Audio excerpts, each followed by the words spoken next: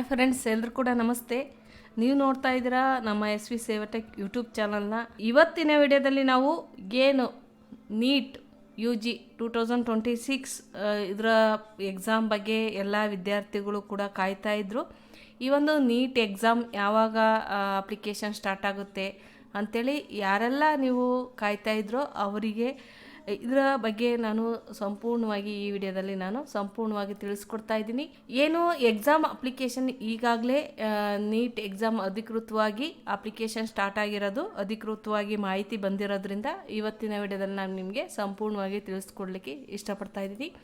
ಇವತ್ತಿನ ವಿಡಿಯೋದಲ್ಲಿ ನಾವು ಏನೆಲ್ಲ ಮಾಹಿತಿಯನ್ನು ತಿಳಿಸ್ಕೊಡ್ತಾ ಇದ್ದೀನಿ ಅಂದರೆ, ಏನು ಈ ಒಂದು ಅಪ್ಲಿಕೇಶನ್ ಅರ್ಜಿಯ ದಿನಾಂಕವನ್ನು ನಾನು ತಿಳಿಸ್ಕೊಡ್ತಾ ಇದ್ದೀನಿ. ಅರ್ಜಿ ಸಲ್ಲಿಸಲಿಕ್ಕೆ ದಿನಾಂಕ ಮತ್ತು ಕೊನೆಯ ದಿನಾಂಕ ಮತ್ತು ಅಪ್ಲಿಕೇಶನ್ ಫೀಸ್ಗಳನ್ನು ಮತ್ತು ಎಕ್ಸಾಮ್ ಡೇಟ್ ಯಾವಾಗ ಅನ್ನೋದನ್ನ ಸಂಪೂರ್ಣವಾಗಿ ಇವತ್ತಿನ ವಿಡಿಯೋದಲ್ಲಿ ನಾನು ನಿಮಗೆ ಸಂಪೂರ್ಣವಾಗಿ ತಿಳಿಸ್ಕೊಡ್ತಾ ಇದ್ದೀನಿ. ಹಾಗೆ ಇಲ್ಲಿವರೆಗೂ ಕೂಡ ನೀವೇನಾದರೂ ನಮ್ಮ SV ಸೇವಟೆಕ್ ಯೂಟ್ಯೂಬ್ ಚಾನಲ್ನ ಸಬ್ಸ್ಕ್ರೈಬ್ ಮಾಡಿಲ್ಲ ಅಂದರೆ ಈಗಲೇ ಸಬ್ಸ್ಕ್ರೈಬ್ ಮಾಡಿ, ಪಕ್ಕದಲ್ಲಿ ಬರುವ ಬೆಲ್ ಬಟನನ್ನು ಕ್ಲಿಕ್ ಮಾಡಿ. ಈಗ ನಾವು ನೆಕ್ಸ್ಟ್ ಅರ್ಜಿ ಸಲ್ಲಿಸುವ ದಿನಾಂಕ ಅಂದರೆ ಅಪ್ಲಿಕೇಶನ್ ಸ್ಟಾರ್ಟ್ ಡೇಟನ್ನು ನಾವು ನೋಡೋದಾದರೆ 8 ಫೆಬ್ರವರಿ 2026 ಆಗಿರುತ್ತೆ. ಹಾಗೆ ನಾವು ಅರ್ಜಿ ಸಲ್ಲಿಸುವ ಕೊನೆಯ ದಿನಾಂಕವನ್ನು ನಾವು ನೋಡೋದಾದರೆ 8 ಮಾರ್ಚ್ 2026, ಮಾರ್ಚ್ 8ನೇ ತಾರೀಕು 2026 ಕೊನೆಯ ದಿನಾಂಕವಾಗಿರುತ್ತೆ. ಹಾಗೆ ಫೀಸ್ ಬಗ್ಗೆ ನಾವು ನೋಡೋದಾದರೆ, ಅಪ್ಲಿಕೇಶನ್ ಫೀಸ್ಗಳನ್ನು ನಾವು ನೋಡೋದಾದರೆ, ಜನರಲ್ ಸ್ಟೂಡೆಂಟ್ ಯಾರಿರ್ತಾರೋ ಅವರಿಗೆ 1700 ರೂಪಾಯಿ ಫೀಸ್ ಇರುತ್ತೆ. ಅದೇ ರೀತಿ OBC ಅಥವಾ EWS ಸ್ಟೂಡೆಂಟ್ ಯಾರಿರ್ತಾರೋ ಅವರಿಗೆ 1600 ಫೀಸ್ ಆಗಿರುತ್ತೆ. ಹಾಗೆ SC ST ಅಥವಾ PW ಅಂದರೆ ಡಿಸಬಿಲಿಟಿ ಕ್ಯಾಂಡಿಡೇಟ್ಸ್ ಸ್ಟೂಡೆಂಟ್ಸ್ ಯಾರಾಗಿರ್ತಾರೋ ಅವರಿಗೆ 1000 ರೂಪಾಯಿ ಫೀಸನ್ನು ಪೇ ಮಾಡಬೇಕಾಗುತ್ತೆ. ಅವರು ಯಾವುದೇ ರೀತಿಯಾದ ಒಂದು ಡೆಬಿಟ್ ಕಾರ್ಡ್, ಕ್ರೆಡಿಟ್ ಕಾರ್ಡ್ ಮತ್ತು ಫೋನ್ಪೇ ಈ ಥರದ ಒಂದು UPI ಪೇ ಮುಖಾಂತರ ಅರ್ಜಿಯನ್ನು ಸಲ್ಲಿಸಿದ ಮೇಲೆ ಪೇಮೆಂಟ್ನ ಮಾಡಬೇಕಾಗುತ್ತೆ. ಅದೇ ರೀತಿ ಅರ್ಜಿಯನ್ನು ಸಲ್ಲಿಸಲಿಕ್ಕೆ ಬೇಕಾಗುವಂಥ ಡಾಕ್ಯುಮೆಂಟ್ಸ್ಗಳನ್ನು ಇಟ್ಕೊಂಡು ನಾವು ಅರ್ಜಿಯನ್ನು ಸಲ್ಲಿಸಬೇಕಾಗುತ್ತೆ. ಅರ್ಜಿಯನ್ನು ಸಲ್ಲಿಸಲಿಕ್ಕೆ ಬೇಕಾಗುವಂಥ ಡಾಕ್ಯುಮೆಂಟ್ಸ್ಗಳನ್ನು ನಾವು ನೋಡೋದಾದರೆ, ಇತ್ತೀಚಿನ ಭಾವಚಿತ್ರ ಅಂದರೆ ಪಾಸ್ಪೋರ್ಟ್ ಸೈಜ್ ಫೋಟೋ ಬೇಕಾಗುತ್ತೆ, ಮತ್ತು ಸ್ಟೂಡೆಂಟಿನ ಸಿಗ್ನೇಚರನ್ನು ಸ್ಕ್ಯಾನ್ ಮಾಡಿ ಇಟ್ಕೊಂಬಂದಿರಬೇಕಾಗುತ್ತೆ, ಮತ್ತು SLCಯ ಮಾಸ್ ಕಾರ್ಡ್ ಬೇಕಾಗಿರುತ್ತೆ, ಮತ್ತು ಆಧಾರ್ ಕಾರ್ಡ್ ಅಥೆಂಟಿಕೇಷನ್ಗೋಸ್ಕರ ಆಧಾರ್ ಅಥೆಂಟಿಕೇಷನ್ ಅಂದರೆ ಇತ್ತೀಚೆಗೆ ಅಧಿಕೃತವಾಗಿ ಹೇಳಿರುವ ರೀತಿ ಆಧಾರ್ ಕಾರ್ಡನ್ನು ಅಪ್ಡೇಟ್ಸ್ ಮಾಡಿ ಇಟ್ಕೊಂಡಿರಬೇಕು. ಮತ್ತು ಅವರ ಒಂದು ಹೆಸರು, ನೇಮ್, ಡೇಟ್ ಆಫ್ ಬರ್ತ್, SLCಯ ಮಾಸ್ ಕಾರ್ಡ್ ಮತ್ತು ಆಧಾರ್ ಕಾರ್ಡ್ಗೂ ಮಿಸ್ ಮ್ಯಾಚ್ ಇಲ್ಲದೆ ಇರೋ ಥರ ಇರಬೇಕಾಗುತ್ತೆ. ಯಾಕೆಂದರೆ ಆಧಾರ್ ಅಥೆಂಟಿಕೇಷನ್ ಆಗಿರೋದ್ರಿಂದ ಇಲ್ಲಿ ಆಧಾರ್ ಮಿಸ್ ಮ್ಯಾಚ್ ಆಗಬಾರ್ದು. ಆ ರೀತಿ ಏನಾದರೂ ಇದ್ದರೆ, ಮಿಸ್ ಮ್ಯಾಚ್ ಏನಾದರೂ ಇದ್ದರೆ ನೀವು ಈಗಲೇ ಹೋಗಿ ನೀವು ಅಪ್ಡೇಟ್ಸ್ಗಳನ್ನು ಮಾಡಿ ಆ ಒಂದು ಚೇಂಜಸ್ನ ಮಾಡಿಕೊಂಡು ನೀವು ಅರ್ಜಿಯನ್ನು ಸಲ್ಲಿಸಬೇಕಾಗುತ್ತೆ.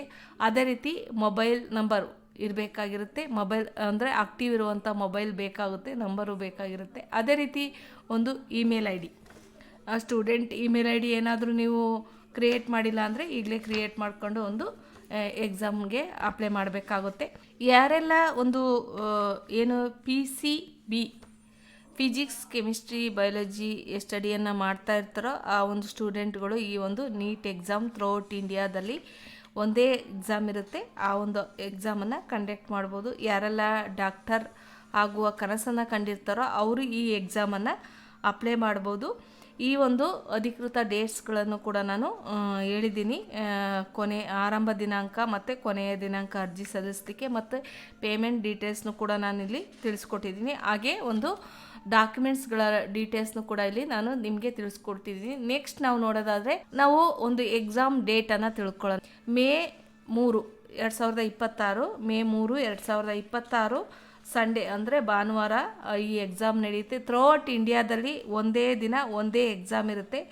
ಪ್ರತಿ ಅವರವರ ಸ್ಟೇಟಿಗೆ ಸಂಬಂಧಪಟ್ಟ ವಿದ್ಯಾರ್ಥಿಗಳು ಆಯಾ ಸ್ಟೇಟಿಗೆ ಸಂಬಂಧಪಟ್ಟ ಹಾಗೆ ಎಕ್ಸಾಮನ್ನು ಬರೀಬೇಕಾಗುತ್ತೆ. ಈ ಎಕ್ಸಾಮ್ ಟೈಮನ್ನು ನಾವು ನೋಡೋದಾದರೆ ಮಧ್ಯಾಹ್ನ 2 ಗಂಟೆ 2 PM ಇಂದ 5 PM 3 ಅವರ್ಗಳ ಒಂದು ಎಕ್ಸಾಮ್ ಇರುತ್ತೆ. ಇಲ್ಲಿ 180 ಕ್ವಶನ್ ಇರುತ್ತೆ. 3 ಸಬ್ಜೆಕ್ಟಿಂದ 180 ಕ್ವಶನ್ ಇರುತ್ತೆ. 720 ಮಾರ್ಕ್ಸಿಗೆ 720 ಮಾರ್ಕ್ಸಿಗೆ 180 ಕ್ವಶನ್ ಇರುತ್ತೆ. ಬಯಾಲಜಿಯಲ್ಲಿ 90 ಕ್ವಶನ್ಗೆ ಆನ್ಸರ್ನ ಮಾಡಬೇಕಾಗುತ್ತೆ. ಅದೇ ಫಿಸಿಕ್ಸಿಗೆ 45 ಕ್ವಶನ್ ಇರುತ್ತೆ. ಅದೇ ರೀತಿ ಮತ್ತು ಕೆಮಿಸ್ಟ್ರಿಗೆ 45 ಕ್ವಶನ್ಸ್ಗಳಿರುತ್ತೆ. ನ್ಯಾಷನಲ್ ಟೆಸ್ಟ್ ಏಜೆನ್ಸಿಯವರು ಈ ಒಂದು ಎಕ್ಸಾಮನ್ನು ನಡೆಸ್ತಾರೆ. ಹಾಗಾಗಿ ಅವರು ಅಧಿಕೃತವಾಗಿ ಒಂದು ವೆಬ್ಸೈಟ್ ಮುಖಾಂತರ ಅವರು ಎಕ್ಸಾಮ್ ಎಲ್ಲ ಒಂದು ಡೀಟೇಲ್ಸ್ನು ಕೂಡ ನಾವು ಯಾವ ಅಧಿಕೃತ ವೆಬ್ಸೈಟಲ್ಲಿ ನಾವು ನೋಡೋದಾದರೆ NET.NTA.NICA.NI ಈ ಒಂದು ಅಧಿಕೃತ ವೆಬ್ಸೈಟ್ ಮುಖಾಂತರ ನೀವು ಎಲ್ಲ ಮಾಹಿತಿಯನ್ನು ಈ ಒಂದು ಎಕ್ಸಾಮ್ ಡೇಟ್ ಯಾವಾಗ, ಫೀಸ್ ಯಾವ ರೀತಿ, ಮತ್ತು ಎಕ್ಸಾಮ್ ಯಾವ ರೀತಿ ನಡೆಸ್ತಾರೆ ಎಲ್ಲ ಒಂದು ಅಧಿಕೃತ ಮಾಹಿತಿಯನ್ನು ಈ ವೆಬ್ಸೈಟ್ ಮುಖಾಂತರ ನೀವು ತಿಳಿದುಕೊಳ್ಬೋದು. ನೀವು ಯಾವುದೇ ರೀತಿಯಾದ ಗೊಂದಲಕ್ಕೆ ಒಳಗಾಗದೆ ಈ ಒಂದು ಅಧಿಕೃತ ವೆಬ್ಸೈಟ್ ಮುಖಾಂತರ ನೀವು ಅರ್ಜಿಯನ್ನು ಸಲ್ಲಿಸಬೇಕಾಗುತ್ತೆ. ಈ ಒಂದು ಎಲ್ಲ ಡಾಕ್ಯುಮೆಂಟ್ಸ್ಗಳು ಸಂಬಂಧಪಟ್ಟ ಎಲ್ಲ ಮಾಹಿತಿಗಳನ್ನು ನೀವು ಸರಿಯಾದ ರೀತಿಯಲ್ಲಿ ಇಟ್ಟುಕೊಂಡು ಅರ್ಜಿಯನ್ನು ಸಲ್ಲಿಸಬೇಕಾಗುತ್ತೆ. ಯಾರೆಲ್ಲ ಅರ್ಜಿ ಸಲ್ಲಿಸಬೇಕು ಅಂದ್ಕೊಂಡಿರ ಕೊನೆಯವರೆಗೂ ಕಾಯಬೇಡಿ, ಮಧ್ಯದಲ್ಲೇ. ಯಾಕೆಂದರೆ ಕೊನೆಯಲ್ಲಿ ಸಾಕಷ್ಟು ಸರ್ವರ್ ಪ್ರಾಬ್ಲಮ್ ಬರೋದ್ರಿಂದ ಒಂದು ಫೀಸ್ ಪೇಮೆಂಟ್ ಆಗಿರಲಿ ಎಲ್ಲ ಪ್ರಾಬ್ಲಮ್ಗಳು ಶುರುವಾಗೋದ್ರಿಂದ ನೀವು ಅಧಿಕೃತವಾಗಿ ಆದಷ್ಟು ನಿಮ್ಮ ಯಾವುದೇ ಒಂದು ತಿದ್ದುಪಡಿಗಳಿದ್ರೂ ಕೂಡ ತಿದ್ದುಪಡಿ ಮಾಡಿಕೊಂಡು ಒಂದು ಆಧಾರ್ ಕಾರ್ಡ್ ಅಥವಾ SLCಯ ಮಾರ್ಕ್ಸ್ ಕಾರ್ಡಲ್ಲಿ ಏನಾದರೂ ಮಿಸ್ ಮ್ಯಾಚ್ ಇದ್ದರೆ ಒಂದು ತಿದ್ದುಪಡಿಗಳನ್ನು ಮಾಡಿಕೊಂಡು ಈ ಅರ್ಜಿಯನ್ನು ಸಲ್ಲಿಸೋದು ಉತ್ತಮವಾಗಿರುತ್ತೆ.